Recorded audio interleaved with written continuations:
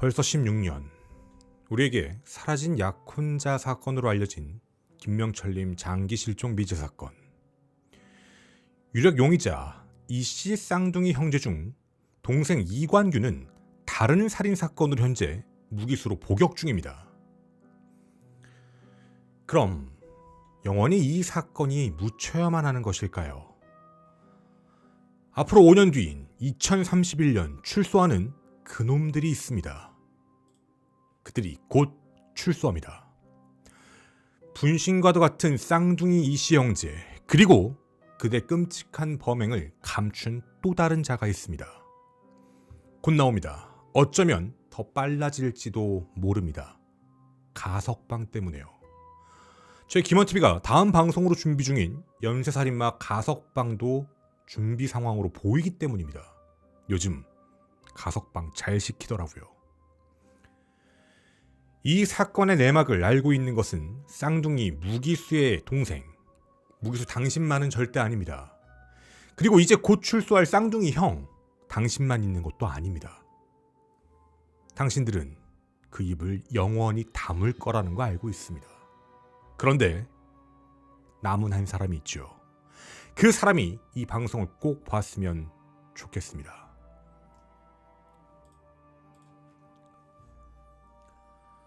네, 안녕하세요. 김원입니다. 꽤 오래전이었죠. 한 차례 이미 진행했던 방송이었습니다. 한데 용의자였던 이관규, 다른 살인사건으로 현재 무기수로 복역 중인데, 그 이관규의 쌍둥이 형이 조만간 출소합니다. 그리고 그뿐만 아니라 같이 출소한 또 다른 남성이 하나 있습니다. 그 남성도 분명 이 사건의 내막을 알고 있을 거라 생각합니다. 우리의 모든 관심이 끊어지면 미제 사건은 영원히 묻힙니다. 그런데 우리가 계속 잊지 않고 기억을 하고 있다면 적어도 그들은 두려워할 것이고, 그러다 보면 갑작스레 증거들이, 증인들이 나타나기도 합니다. 16년이 지났지만 여러분들께서 꼭 기억해 주셨으면 좋겠습니다. 누구보다 신체적으로 건강하신 분이셨습니다. 그리고 정말 열심히 반듯하게 살아오셨던 분이셨죠. 레크레이션 강사로서, 그리고 아마추어 농구 선수로서 활동하신 당시 나이 32세 김명철 씨입니다. 근데 약혼자와 약혼을 앞두고, 정확히 결혼은 4달을 앞두고요, 갑작스럽게 사라져버리십니다. 그날은 이제 우리나라도 좀 있으면 월드컵 시즌이죠. 네, 2010년 6월 12일 한국과 그리스 월드컵 본선 경기 날이었습니다. 그날 약혼녀가 응원을 하고 있었다라고 하는데요. 원래는 김명철 씨와 함께 응원을 하려고 했는데 연락이 없었습니다. 그래서 그냥 다른 지인들과 함께 응원을 하면서 연락만을 기다리고 있었죠. 그렇게 축구 경기도 끝났고요. 뭔가 연락이 따로 오질 않는 겁니다. 그렇게 기다리고 있는데 전화가 걸려왔죠. 김명철 씨의 전화였습니다. 아니, 무슨 일이 있었나 싶어서 빠르게 전화를 받았더니요, 전화 수화기 너머로 들려오는 건 전혀 예상치도 못했던 인물이었습니다. 한 여성이었죠. 아니, 당신 약혼녀지. 아니, 명철 씨가 너 때문에 힘들었던 거 몰라? 나 명철 씨랑 앞으로 잠수 탈 거니까 이제 아예 잊고 연락도 하지 마. 하고 전화를 끊어버립니다. 약혼자가, 그리고 그 당일날도 같이 응원을 하자라고 얘기했던 사람이 직접 전화한 것도 아니고요, 생판 모르는 이상한 여자가 명철 씨 핸드폰으로 전화를 했던 겁니다. 그때 약혼녀는요, 한 가지를 떠올리게 됩니다. 아, 오늘 명철 씨가 누구를 만나기로 했지? 너무 당연한 거죠. 이들 사이에 다 친구 사이였던 이관규 씨를 생각해냅니다. 같이 만나기로 했거든요. 이관규에게요, 야, 너 명철 씨랑 언제 헤어졌어? 아, 저녁 한 5시 반쯤 만나서 1시간 정도 얘기해서 한 6시 반쯤 헤어졌을걸? 아니, 근데 나한테 내가 좀 소개해주는 자리였는데 그 소개도 잘 받더니 자기 돈 필요하다고 나한테 자기 차 담보로 맡기고 현금 2,500만 원을 또 가져갔어. 이런 말을 합니다. 약혼녀는 알고 있었습니다. 이날 이관규를 만났던 이유가 뭐였냐면, 명철 씨와 이관규가 소개를 해준다는 사람이 있었거든요. 레크레이션 강사라고 하셨죠. 해서 어떤 계약, 큰 사업건이 하나 있는데 내가 브로커를 알고 있어. 최 실장이라고. 그 사람이 너 만나보고 싶대. 해서 이들이 같이 만난 겁니다. 그리고 그거 같이 그날 계약을 했다고 합니다. 이관규의 주장에 따르면요. 그리고 선불 이익금 있죠. 선불 선수금. 그거 3천만 원까지 받았는데 무슨 이유에서인지 돈이 더 필요하다. 급히 쓸 데가 있다라고 얘기하면 차를 담보로 하며 2,500만 원을 더 가져간 겁니다. 그리고 1시간 만에 6시 30분 다른 곳 자리를 떴다라고 얘기하죠. 이 말대로 정리를 해보면 같이 축구를 보기로 했던 명철 씨가 갑자기 돈을 빌렸고 3천만 원을 계약금으로 받았음에도 불구하고 2,500만 원을 더 받아 현금 5,500만 원을 가지고 갑자기 사라졌는데 밤늦게 어떤 여자에게서 전화가 왔다. 이상하죠. 자, 그렇게 실종 상태에 발생되고 다음 날이었습니다. 2010년 6월 13일이었죠. 몇 명에게 연락이 옵니다. 대표적으로 약혼녀, 그리고 어머니. 어머니에게 메시지를 보냈는데요. 이 내용이 조금 특이합니다. 좀 읽고 설명을 드리도록 할게요. 어머니 죄송합니다. 일이 생겨서 당분간 집에 못 들어갑니다. 혹시 빚쟁이들이 집으로 찾아오면 어린 자식이 철이 없어 그렇다. 죄송하라고만 써 있습니다. 죄송하 말씀만 해주세요. 진작에 말씀드리지 못해 죄송합니다. 약혼녀 때문에 빚이 많이 생겨서 약혼녀 거짓말 때문에 차마 말씀드리지 못했습니다. 친구들 연락 오면 외국에 잠깐 갔다 오고 전해주세요. 다 정리되는 대로 찾아뵐게요. 정말 죄송합니다. 일이 이렇게까지 될 줄은 몰라서 더 죄송합니다. 띄어쓰기가 없는 정말 빽빽한 글씨로 보냈죠. 중간중간에 빠진 글자들도 있었습니다. 여러분이라면 무슨 생각이 드실까요? 아니, 멀쩡히 잘 살아오던 애가, 결혼을 앞두고 있던 애가, 그리고 빚이 있다고? 아니, 학자금 대출 500만 원 남은 것 빼곤 빚이 아예 없는 사람인데, 결혼 준비도 하고 있었는데 갑자기 무슨 빚이요? 이 글자에서 누구나 느낄 수 있는 부분들이 아마 있을 것 같습니다. 일단 정리를 조금 해보면 이 말이 반복되고 있죠. 빚, 빚쟁이가 찾아온다. 빚이 있다. 그게 약혼녀 때문이다. 그러니까 자기가 지금 사라지는 이유가 약혼녀 때문에 그런 거다라는 얘기를 하고 있죠. 빚쟁이가 찾아온다? 그럼 돈을 빌렸다는 얘기가 됩니다. 돈을 빌렸고 누군가가 돈을 찾으러 집에 올 수도 있어요 라는 얘기를 미리 하고 있는 거죠. 매치가 좀 되지 않나요? 돈을 빌렸다? 그렇지.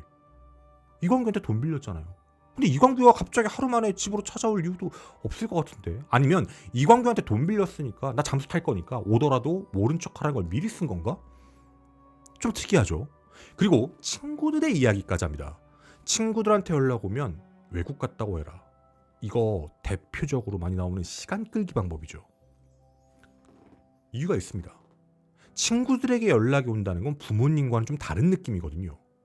부모님은 뭐 이상한데도 그럴 수 있다라고 생각하는지 모르겠지만 주변 친구들 관계까지 생각을 하고 있다라는 점, 좀 특이한 부분입니다. 친구들이 적극적으로 연락을 해볼 수도 있다. 연락이 갑자기 안 되면 신고가 들어가면 안 되는 건가? 신고가 들어가는 걸 당신이 막아주세요 라는 표현인 건가? 자, 그럼 이런 부분까지 유추는 해볼 수 있습니다. 이 문자를 보낸 사람이 명철 씨이거나 아니면 명철 씨의 관계도를 너무나도 잘 아는 사람입니다. 명철 씨의 친구들도 알고 있고 또 하나 명철 씨가 약혼녀가 있다라는 사실도 알고 있다는 겁니다. 굉장히 가까운 사람일 확률이 높다는 얘기죠. 누가 대신 보낸 거라면. 자, 그리고 세 번째로 연락을 받은 사람이 있습니다. 놀랍게도요. 이관규입니다. 이관규도 얘기를 해요. 아니, 제가 돈을 빌려줬거든요. 김명철 씨한테. 근데 제 돈 가지고 잠적해버렸어요. 라고 했는데 연락을 받았다고 합니다. 이틀 뒤에요. 8월 30일까지 그 돈 해결해 줄 테니까 고소는 하지 말아주세요. 라고 문자가 왔다는 겁니다. 자, 그럼 김명철 씨가 문자를 보낸 사람은 세 사람이죠. 어머니, 약혼녀, 이광규. 그 이외의 사람들에게는 누구도 보낸 사람이 없습니다. 친구에게 보낸 것도 아니고요. 그리고 어머니를 제외한 다른 가족들에게 보낸 것도 아니고요. 자, 그런데 경찰 수사에 약간 혼선이 왔던 일이 하나 있었습니다. 실종 5일차 되는 날 김명철 씨를 봤다는 사람이 나타납니다. 길에서요. 명철인데? 저 명철이 봤어요. 라고 경찰에다가 신고한 겁니다. 아, 살아있는 걸까요? 정말 잠적을 한 게 맞는 걸까요? 자, 일단은요. 경찰에서 제일 중요하게 봤던 것 중에 하나가 생존 신호에 대한 부분입니다. 확실한 건 금융기록 자체는 없어요. 돈을 쓰지 않는다는 건 현금을 가져갔다. 이광규가 그렇게 진술했으니까 현금만 쓰고 다니는 건가? 그럴 수 있습니다. 그런데 핸드폰 위치 신호가 안 움직입니다. 그럼 핸드폰까지 꺼놓고 아예 잠적을 탔다? 뭐 그럴 가능성을 배제할 수는 없는 상황이었죠. 일단 제일 중요한 것, 사람이 사라지게 되면 그 사람을 가장 마지막에 만난 사람이 누구인가를 찾아봐야만 합니다. 누구죠? 이광규입니다. 이광규가 누가 있죠? 최 실장이요. 그 사람들에 대한 모든 내용들을 들어봐야 되는 게 맞는 거죠. 이들이 처음에 만났다고 얘기하는 장소 근처, 그 근처가 김명철 씨의 신호가 마지막으로 잡힌 곳과 정확히 일치합니다. 그 이후에는 어디에서도 연락이 안 들어옵니다. 자, 그런데 그날 김명철 씨를 기억하는 제보자가 나타납니다. 가게 상인분들이셨는데요. 기억할 수밖에 없었대요. 이날 한국과 그리스전 월드컵 경기였죠. 사람들이 다 같이 막 그거 본다고 막 들끓고 있는 그 상황인데, 아니 축구 경기가 시작도 안 하는데 저 사람은 왜 이렇게 술을 많이 먹었어? 라고 하는 사람이 누군가의 등에 엎혀서 어떤 가게 상가로 들어가는 걸 본 사람들이 있던 겁니다. 그리고 그걸 데리고 들어갔던 사람이 누구냐라는 질문에 이관규라고 답을 합니다. 바로 이 상가였습니다. 자, 이관규가 데리고 왔던 이 상가 확인해보니요, 인테리어 가게로요, 비어있는 상가를 임대차 계약을 했던 겁니다. 근데 이 임대차 계약 날짜도 참 묘합니다. 이 사건 발생하기, 실종되기 전입니다. 불과 며칠 전에 이관규가 계약을 했습니다. 내부요? 이런 모습입니다. 뭐가 없어요. 텅 비어 있습니다. 뭘 인테리어를 한 것도 아니고 도대체 그래서 뭘 하려고 했던 거지? 라는 생각인 거죠. 이뿐만이 아닙니다. 이관규의 진술만 들어야 되는 게 아닙니다. 일단 이관규는 뭘 했죠? 거짓말을 했습니다. 분명 만나고 1시간 만에 어디로 갔다라고 했잖아요. 아니요. 이관규가 미리 구입해놓은, 미리 계약을 해놓은 상가로 들어가는 장면을 본 사람이 있었습니다. 그러자 이관규는 진술을 싹 바꿉니다. 술에 엄청 취해가지고요, 이 안에 있었던 거 맞아요. 이 안에 있다가 한 몇 시간 지나가지고 술께서 갔어요. 이렇게 진술을 바꿉니다. 근데 여기서 끝내면 안 되죠. 업고 들어온 사람이 있죠. 같이 있었던 사람이 있죠. 브로커라는 사람이 한 명 있습니다. 누구죠? 최 실장이요. 그런 강사 소개 업무에서 3천만 원을 줬다고 주장하는 그 브로커 최 실장에 대한 조사도 해야 됩니다. 처음에요, 이광규가 최 실장 진술을 아예 안 합니다. 브로커에서 저도 누군지 몰라요. 계속해서 발뺌했던 거죠. 하지만 찾아냈습니다. 실제 최 실장이라는 애는요, 브로커가 아닙니다. 인근 가게에서 야식집 배달원입니다. 그냥 이관규와 아는 사이였죠. 그리고 놀라웠던 건 실종 5일째 되는 날 명철 씨 봤어요 라고 신고한 사람 있죠. 그게 최 실장입니다. 이젠 실장 아니죠? 최 씨요. 그것도 이광규가 시켜서 했다라고 진술을 합니다. 그럼 한 가지 알 수 있습니다. 그 안에서 3천만 원 줬다. 거짓말이죠. 아니 애초부터 말이 안 되는 내용이잖아요. 그러면 소개를 해주기 위해서라는 건 유인이 됐던 거고, 그리고 그 안에 3천만 원이 왔다 갔다 알 수 없는 대목입니다. 2,500만 원을 빌리고 잠적했다? 그것도 알 수 있는 사실이 아니죠. 다 거짓말하고 있는 이관규의 진술일 뿐입니다. 이제 그럼 사건은 이상하게 흘러갑니다. 아니 그럼 이관규는 왜 김명철 씨를 유인한 거야? 그럴 이유가 없었던 거잖아요. 그리고 경찰은 또 놀라운 사실을 하나 더 확인하게 되는데요. 공범이죠. 이관규와 최 씨.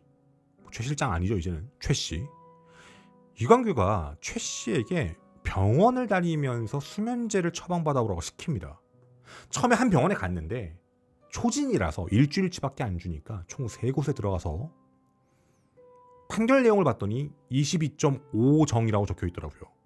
약 22정의 수면제를 처방받습니다. 그리고 만나기 전에 섞었다라고 자백을 합니다. 자, 그러면 이제 한 가지는 확실해집니다.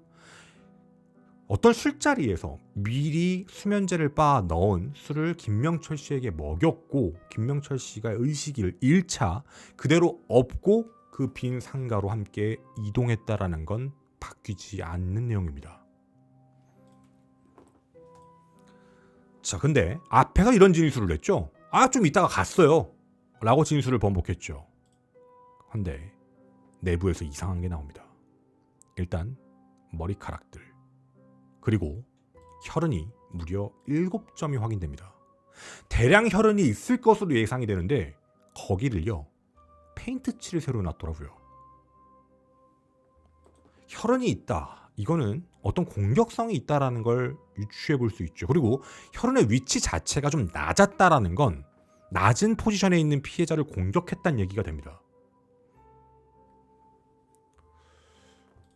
그리고 이뿐만이 아닙니다. 아니 그럼 바닥에도 증거가 많이 남아야 되는 거 아니야? 아니 혈흔이 옆으로 튈 수는 있지만 어제 중력 방향이니까 많은 피를 줬으면 바닥에 많이 깔렸을 거 아니야. 이때를 기억하는 사람들이 많습니다. 월드컵 시즌이기도 했고요. 누가 이런 제보를 하더라고요. 아니 난 진짜 무슨 홍수난 줄 알았다. 어디 무슨 세면제 터진 줄 알았다. 왜 그러냐면 가게 내부에서요 바깥쪽으로 계속해서 물이 흘러내려왔다는 겁니다. 실종 6월 한 달간 임대차 한 지 얼마 되지도 않았죠. 여기 한 달 물 사용량이 89톤이었습니다. 물 틀어놓고 그냥 둔 겁니다. 다 씻겨 내려가게요. 그렇게 시간만 끈 겁니다. 이런 사실들을 알고 나서 경찰은 우선 임대차 계약을 했던 중개사를 만나봤는데요. 중개사도 되게 의미심장한 말을 하나 하게 됩니다. 아니 이광규가 와가지고 자기 급하다. 급해서 빨리 상가가 필요하다. 대신 조건이 있다. 월세 얼마든지 상관없다. 첫째, 밤 늦게까지 시끄러워도 돼요. 시끄러워도 주변에서 아무도 말 안 하는데 그러니까 주변에 사람 없는데요. 그런데 하나. 둘, 물이 꼭 나와야 된다. 물이 나오는 공간으로 찾아달라. 이 두 가지를 요청한 겁니다. 6월 10일 수면제를 샀고요. 6월 11일 그 가게를 계약합니다. 그리고 얼마 뒤 끔찍한 범행이 발생했죠. 여기서 끝나지가 않습니다. 자, 여기를 잘 기억해 주셔야 됩니다. 명철 씨가 사라진 지 사흘 뒤입니다. 거의 그냥 증발하듯 사라져버렸죠. 이관규가 친구의 차량을 타고 이동했던 동선도 경찰이 확인했습니다. 첫 번째 갔던 공간은 성남시 폐기물 종합처리장입니다. 30분 정도 거기서 머물렀고요. 그 이후 한강 둔치 쪽으로 차량을 이동시킵니다. 시간이 좀 지났지만 경찰은 이관규가 당시에 이동했던 행적 일대를 조사했지만 어떤 증거도 찾아내지를 못했습니다. 제가 지금 여러분한테 뭘 말씀드렸죠? 이걸 꼭 기억하셔야 됩니다. 이관규가 친구 차를 타고 폐기물 처리장을 갔다. 전혀 갈 이유가 없는데 갔다. 이 사실 꼭 기억해 주십시오. 친구 차죠? 이 친구 누구일까요? 최 실장 아닙니다. 베일에 감춰져 있는 이 친구는요. 뭘 했고 뭔 상황인지 적어도 알 확률이 매우 높은 사람입니다. 사건은 재판으로 가게 됩니다. 당시 기소가 됐던 사람은 단 2명입니다. 이관규, 최 씨. 1심에서는요. 이관규에게 살인 계획이 분명히 있었다라며 징역 15년을 선고했고 그리고 당연히 같이 있었던 최 씨에게는 살인에 대한 범주는 해당하지 않으니 형량이 좀 낮게 잡혔었습니다. 자, 이제 그러다가 항소심이 진행됐고요. 보시다시피 이관규의 형량은 징역 7년으로 감형됩니다. 그렇게 끝난 줄 알았습니다. 자, 근데 제가 앞서 인트로에서 이런 말씀드렸죠. 쌍둥이 중 동생 이관규는 현재 무기수로 복역 중이다. 7년인데? 이렇게 생각하시잖아요. 7년이 떴는데 그 뒤에 감춰졌던 사건이 하나 발생합니다. 살인사건이죠. 그걸로 무기징역을 받은 겁니다. 자, 정확하게 우리가 나눠야 되는 건 이관규는 김명철님 사건과 관련해서는 7년밖에 안 받았습니다. 다른 사건으로 무기수입니다. 이게 지금 인터넷 사이트에 좀 약간 혼재되어 있는 부분이 있어서 다시 말씀드립니다. 명철 씨 사건에서는요. 누가 안 꼈죠? 이관규의 쌍둥이 형이 껴있는 건 아닙니다. 조력을 받았을지에 대한 의심은 분명히 있는데요. 사건에 실제 기소가 됐고 함께 재판받은 거 아닙니다. 같이 재판받은 건 최 씨. 이렇게 딱 둘밖에 없습니다. 자, 그리고 이 사건 재판 내용이 있죠. 방송 보도에 나온 거 말고요. 사건이 실제로 재판 결과가 어떻게 나왔는지를 좀 설명을 드리겠습니다. 이 사건 판결문은요. 우리에게 굉장히 많은 걸 시사합니다. 김명철님 사건과 관련해 이관규 그리고 최 씨 사건. 죄명은 폭력행위 등 처벌 관한 법률 위반 혐의입니다. 지금부터 경찰 조사 그리고 검찰이 확인한 그날의 진실에 대한 부분을 말씀드리겠습니다. 누구의 진술로 이 사실을 알게 됐을까요? 이관규 아닙니다. 최 씨가 자백을 했습니다. 이관규는요. 좋아하는 사람이 있었습니다. 바로 김명철 씨의 약혼녀입니다. 2001년 9월경부터 알고 지냈는데요. 이관규는 2010년 5월경 좋아했던 이 약혼녀 여성이 김명철 씨와 결혼하고 상견례를 한다라는 말을 듣고 계속적으로 이런 말을 했다고 합니다. 식장에 들어가 봐야 하는 거지. 이런 말을 수차례 했다고 해요. 그러면서 마음속으로 품습니다. 결혼 못하게 하겠다. 이게 검찰이 밝힌 범행 동기, 재판에서 인정된 범행 동기입니다. 해서 2006년부터 알고 지냈던 최 씨에게요. 2010년 6월 7일 오후 1시경 자, 내 말 잘 들어봐. 김 대표, 김명철 씨가 하는 겁니다. 김명철 씨가 있고 그리고 김명철 씨 아가씨가 있는데 그 아가씨 아버지, 그 아가씨가 약혼녀 얘기하는 거죠. 아가씨의 아버지가 둘이 헤어지길 원해. 그래서 그 아가씨의 아버지가 나한테 부탁했어. 네가 날 내일 도와주면 내 용돈 주고 너 끝까지 책임져 줄게. 라고 이관규가 최 씨에게 범행을 제안합니다. 자, 그런 다음에 이거를 내가 지금 계획이 있거든. 너 레크레이션 관련 사업하는 연기 좀 해라. 최 실장이라고 해. 그리고 같이 단란 좀 해. 거기 내 친구가 하거든. 사람 없을 때 내 친구 거기 하니까 거기 가서 우리 수면제 먹이고 잠에 취한 이제 김명철 씨를 어떤 장소에 데려가서 내가 미리 여자 하나 섭외할 거거든. 그 여자랑 같이 이렇게 옷 벗고 있는 이상한 사진 같은 걸 찍어서 그걸 아가씨한테 보내면 약혼녀한테 보내면 둘 사이 깨질 거 아니야. 그럼 아버지가 원하는 대로 되는 거잖아. 이거 좀 나 도와줘 라고 요청을 합니다. 그리고 맞서 말씀드린 대로 준비를 차근차근 해나가죠. 이관규는 가게를 구합니다. 그 상가였죠. 이 준비를 보고요. 최 씨는 별거 아닌 줄 알고 그냥 승낙합니다. 연기만 하면 된다고 하니까. 그리고 2010년 6월 8일 오후 2시에는요. 이관규의 집으로 갑니다. 최 씨가 양복이 없어서요. 그래서 이관규가 그걸 빌려주죠. 그리고 그 이후부터 신경외과에 다니면서 수면제를 처방을 받습니다. 그리고 이관규가 최 씨에게 너 김 대표 김명철 씨 만나면 넌 최 실장, 난 이 팀장이라고 호칭해. 그리고 이런저런 얘기하면서 술 먹여. 그리고 재워버려. 이러면 끝나는 거야. 라고 얘기를 하죠. 그리고 이들의 계획은 그렇게 준비가 다 됐습니다. 최 씨는 약을 녹였죠. 그리고 이들은 6월 12일 오후 6시 이관규의 친구가 운영하는 단란주점으로 모입니다. 그리고 거기서 수면제를 탄 폭탄주 2잔, 안 탄 2잔, 총 4잔을 연이어 마시게 합니다. 이유는요. 최 실장이 시키는 대로 이런 말을 했거든요. 아, 나는 술 안 먹는 사람하고는 사업 얘기 안 해. 결혼을 앞두고 있었던 명철 씨는요. 어쨌든 따내야 되니까 그걸 먹었던 겁니다. 그리고 의식을 잃어버렸습니다. 이들은 상가로 이동을 해야 됐죠. 그 상가로 이동하는 방식도 다 계획대로였습니다. 일단 이관규의 차량에 김명철 씨를 뒷좌석에 넣어놓고 그리고 최 씨가 김명철 씨의 차량을 끌고 함께 이동을 합니다. 해서 그 차량을 신흥역 1번 출구 노상주차장에 그냥 그대로 주차하고 다시 최 씨가 조수석에 탑승해서 이광규와 함께 이 상가로 이동을 했던 거죠. 그리고 업고 올라갔다 입니다. 판결문이요. 여기까지입니다. 뭔가 쓰다만 느낌 나죠. 함께 상가로 갔다. 여기까지가 판결문의 내용 끝입니다. 왜요? 그 뒤는 밝혀진 게 없거든요.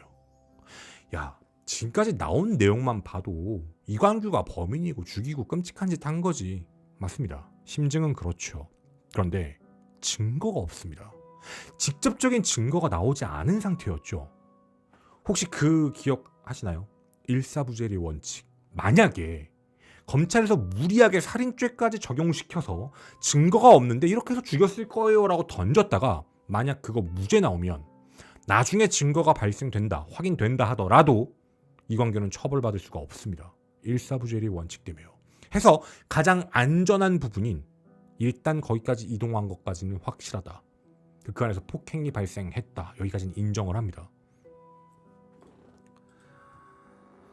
재판부는요. 분명 이 부분은 인정을 했습니다. 이광규는 실제로 수면제 약에 대해 초기에는 5알이라고 진술했다가 3알, 1알, 2알로 줄였다. 그런데 최씨 진술에 따르면 김명철 씨가 4잔을 마시고 10분에서 20분 이내에 정신을 잃었다. 막 침을 흘리면서 정신을 잃었다고 하더라고요. 이런 부분으로 봤을 때 굉장히 많은 양을 먹은 게 맞는 것 같다라는 거 하나. 그리고 의식 회복 자체도요. 굉장히 오래 걸린 것으로 보이고 나중에 최종 진술로 바뀐 게 다음날 새벽 3, 4시쯤 나갔다라고 얘기한 게 이광규의 진술입니다. 헌데 그 뒤 16년이 지난 지금까지 김명철 씨의 생명활동 흔적은 없습니다. 당시에도 그게 없었다라고 판단해 적어도 사고가 난 건 확실시 된다라고 재판부는 인정합니다. 단 그게 살인인지 살인이면 계획인지 우발인지 이런 게 나와야 되는데 정확한 표현은 아직 증거가 없어서 확인할 수가 없던 거죠. 그리고 이광규가 주장했던 대로 김명철 씨가 일어나서 활동을 했다라고 한다면 누가 보더라도 가족에게 직접 전화, 약혼녀에게 직접 전화 이런 걸 하는 게 정상적일 텐데 아예 그런 흔적이 없다. 심지어 4차례 보냈던 문자 메시지도 이광규가 시킨 다른 사람들이 보낸 것 다 가짜입니다. 제3자들의 핸드폰을 쓴 거죠. 그리고 상가에서 혈흔과 모발이 발견된 점, 다만 혈흔 자체의 양은 정확하게 판단하지 못했습니다. 그 양이 일정 이상이면 살인이다 라고 판단할 수 있을 텐데 직접적인 증거가 없었던 거죠. 자, 결국이요. 이런 부분들 때문에 징역 7년형이라는 게 선고가 됐습니다. 우리가 이런 걸 보면 이상한데 라고 하지만 어쨌든 증거가 없는 상태에서 무리하게 기소했다가 무죄가 나와버리면 정말 답이 없다는 것도 아마 동의하실 거라 생각이 듭니다. 해서 우리가 그 증거들을 계속 찾아봐야 된다. 우리 모두가 다 기억을 해야 된다 라는 부분이었죠. 자, 그런데요. 이광규의 범행은 이게 처음이 아닙니다. 이거 만약에 우리 이거 다 마음은 똑같죠. 치밀하죠. 계획적이죠. 그리고 범행 수법 자체도 굉장히 빠르게 움직입니다. 우린 이럴 때마다 항상 똑같이 하는 얘기가 있습니다. 초범 아닌 것 같은데. 뭔가 조금 범행 많이 저질러 본 애 같은데. 범행에 대한 데이터가 꽤 있어 보이는 것 같은데. 이광규. 그리고 지금 밖에서 뭐 이완규라고 알려져 있더라고요. 친형, 쌍둥이 친형의 이름이 이완규, 뭐 가명이다라고 알려진 데도 있고 아마 규자 돌림일 거야 라고 생각하시는 분들이 많으신 것 같은데 실제 이광규의 친형의 이름은 돌림자를 같이 쓰지 않습니다. 그래서 좀 돌림자 이름이 없는 다른 이름입니다. 제가 여기서 말씀을 드릴 수는 없을 것 같고 어찌되었든 이 쌍둥이 형제의 특징이 좀 있거든요. 굉장히 친하다고 합니다. 모든 걸 다 같이 하는 사람. 모든 걸 다 같이 한다는 건 참 여러 가지 의미를 품고 있죠. 먹어도 같이 먹고 자도 같이 자고 놀아도 같이 놀고. 근데 이게 나쁜 쪽으로 가면 이야기가 완전히 달라지게 됩니다. 마치 이런 것처럼 말이죠.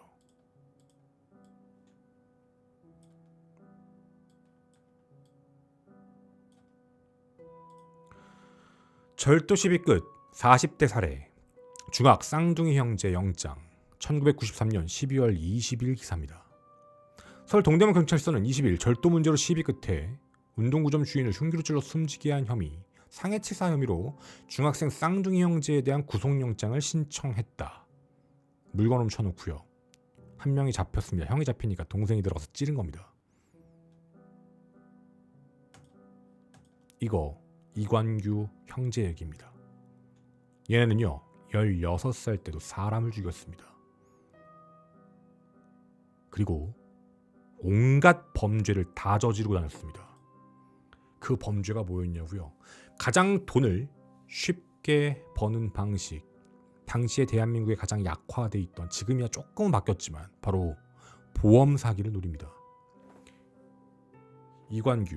이관규의 형, 그리고 중학교 때부터 친구였던 강모 씨, 그리고 사회지인 한 명, 이 4명입니다. 자동차 보험 사기를 치는데요. 지금은 안 됩니다. 그때 당시에는 보험을 가입할 때 여러 군데서 보상을 받을 수 있었거든요. 여러 군데에 가입하면 일부러 사람을 치는 겁니다. 죽을 때까지요. 방치해놓고 신고합니다. 사람 쳤다고요. 그렇게 형사보상금을 여러 군데서 편취하는 거죠. 이런 방식으로 이들이 몇 년에 걸쳐서 끔찍한 범행을 저질렀습니다. 보험 사기로 편취했던 금액들을 살펴봤습니다. 한 건 칠 때 2명이서 치면은 뭐 한 400만 원 선, 4명이서 치면은 한 800만 원 선, 이런 식이었죠. 여러 명이 함께 꼈다. 보험 사기 당연히 의심받을 수 있는 상황입니다. 돌아가면서 가해자를 바꿔가면서 했지만 이것도 나중에 한계가 오게 되죠. 그때 쌍둥이 형제와 강 씨는 생각을 바꿉니다. 중학교 친구라고 그랬죠. 강 씨. 생각을 싹 바꾸는 겁니다. 보험 사기 세게 치자. 칠 수 있다. 김명철님 사건 발생 1년 전이었습니다. 2009년 5월 22일 새벽 4시 34분 한 건물, 상가 건물의 화장실에서요. 남성이 쓰러진 채 발견됩니다. 신고가 접수됐는데요. 화장실에서 씻다가 쓰러졌다라는 말을 합니다. 사실 좀 상상하기 힘든데 지금은 진짜 없거든요. 가스 온수기를 설치한 작은 화장실에서 씻다가 질식사했다라는 신고입니다. 확인을 해보니 옆 사무실에서 일을 하던 20대 후반의 박모 씨로 확인이 됐습니다. 결국 목숨을 잃었죠. 근데 사망하고 나서 사람들이 조금 이상하다라는 생각을 합니다. 아니, 박 씨가 죽을 이유가 없는데 걔 잘 씻지도 않고 거기서 왜 샤워를 했지? 아니, 그리고 그날 술 먹었다는 얘기가 있던데 걔 술을 원래 안 먹는데 조금만 먹어도 얼굴 빨개져서 술도 안 먹는 애가 왜 술을 먹었다고 하지? 그리고 체내 검사를 해보니까 다량의 수면제가 확인이 됩니다. 아니, 머리만 대면 잠이 잤던 애인데, 특히 잠을 많이 자서 혼냈던 애인데 얘가 무슨 수면제를 먹는다는 거지? 다 이상한 내용이죠. 이 모든 진술을 했던 사람, 그 사람이 강 씨와 이관규입니다. 이 사건에 이관규가 또다시 등장한 겁니다. 김명철 씨 사건 1년 전 이상한 사건이 하나 발생했다라는 거죠. 그리고 그 내부 사정들을 확인해 봤습니다. 헌데 박 씨 있죠. 사망한 박 씨한테 무려 17억 원의 거액의 보험금이 달려 있었습니다. 그리고 그 보험금이 한 달에 158만 원 정도 나가고 있었거든요. 당시 배달 일을 하면서 받았던 월급이 100만 원 정도였던 박 씨가 158만 원을 낸다는 건 말이 안 되는 겁니다. 그리고 이 보험 가입과 전화를 했던 사람, 한 사람으로 압축됩니다. 그 사람은 이관규였죠. 그리고 얼마 뒤였습니다. 박 씨의 사망보험금 수령인이요, 이관규의 친형 이름으로 변경됩니다. 그리고 마치 기다렸다는 듯이 박 씨는 사망합니다. 보험금 17억 원의 수령자, 바로 이관규의 친형이었죠.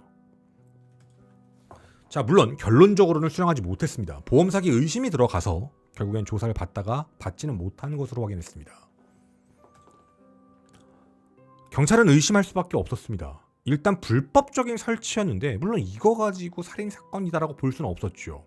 근데 뜯어보니까 요상한 게 하나 있었습니다.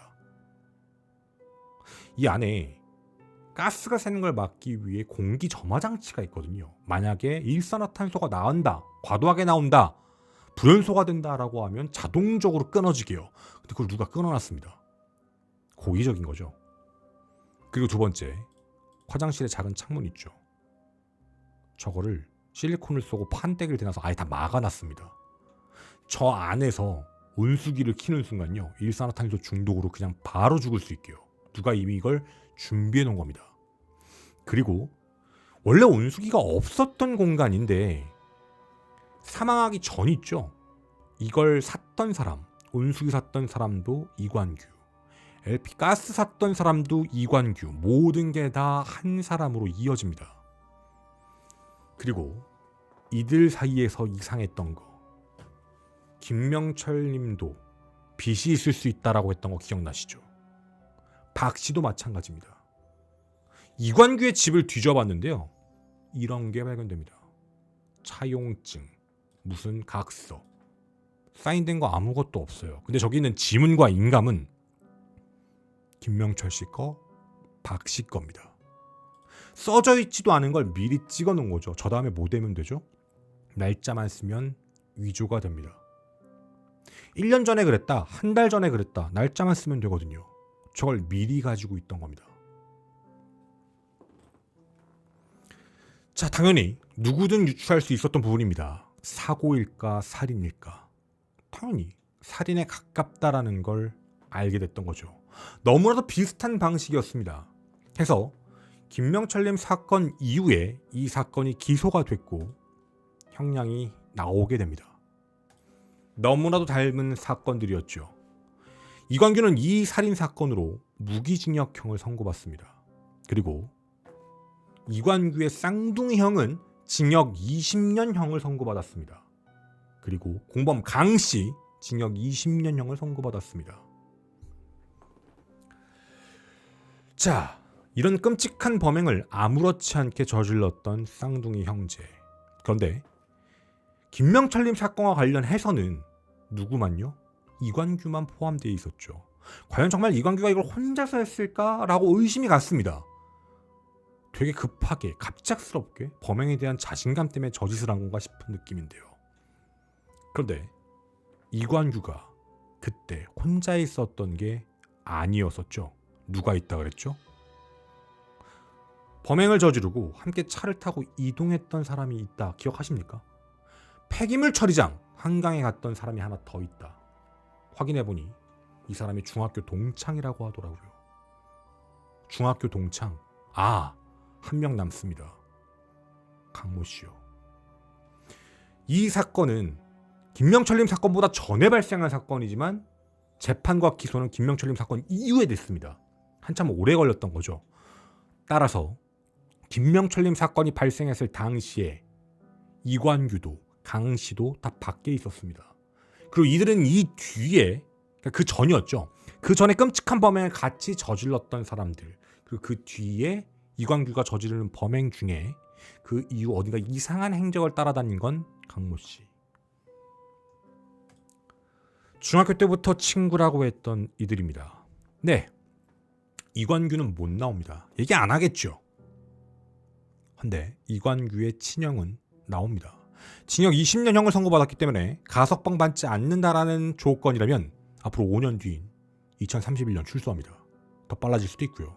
그리고 또 누구 있죠? 강씨요. 강씨도 출소했을지도 모릅니다. 그리고 출소를 앞두고 있는 것도 사실입니다. 징역 20년형이니까요. 이관규와 이씨의 쌍둥이 형은 절대 얘기하지 않을 거란 거 알고 있습니다. 그런데 이 사건의 진실에 대해, 특히 김명철 씨를 어떻게 했는지에 대해 정확히 기억하고 위치를 아는 사람은 딱 한 명 남습니다. 강씨.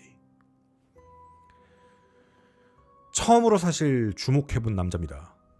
얘 아니면 이 사건 더 이상 얘기 안 할 것 같아서요. 강 씨가 이 영상을 볼 거라고 생각합니다. 언제가 되었든요. 지금 출소했을 수도 있으니까. 혹은 앞으로 출소했을 때 이 영상을 보길 바랍니다. 강 씨 당신에 대해서 지금 캐고 있습니다. 마음 같아선 이름 얘기하고 싶죠. 당신 이름 되게 쉽더라고요. 당신에 대한 내용들을 다 확인하고 있습니다. 그리고 안 놓을 겁니다. 출소하고 나서 제가 그동안 사건 하나 물면 얼마나 오랜 시간 동안 물고 있었는지 찾아보셨으면 좋겠습니다. 당신의 일거수일투족 과거까지 전부 다 찾을 겁니다. 진짜 사람이라면 당신하고 상관없는 사건일 수 있잖아요. 지은 죄에 제대로 처벌받길 진심으로 바랍니다. 당신이 살인하고 연관되어 있지 않다면 이 사건에 대한 내막을 분명 다 알고 있을 거라고 믿습니다. 진짜 당신이 20년간 참여하고 반성했다면 이 사건의 진실, 그리고 당신 같이 이동했잖아요. 당신이 차로 폐기장 같이 갔고요. 한강 같이 가 저기 왜 갔을까요? 당신이 알고 있는 그 내용들 솔직하게 얘기해 주셨으면 좋겠습니다. 이 사건에 이 시영제가 입을 다물면 누구도 못 찾겠구나가 그동안의 이야기였습니다. 하지만 자료들을 다시 찾아보고 판결문 확인해본 결과 사건 내용 안에 강 씨라는 인물은 분명 존재합니다. 강 씨에 대해서 알고 계신 분들, 그리고 강 씨에 대해서 이야기를 들으신 분들, 강 씨가 했던 어떤 이야기도 괜찮습니다. 김원TV 네이버닷컴으로 많은 제보 부탁드립니다. 저는 김원이었습니다. 감사합니다.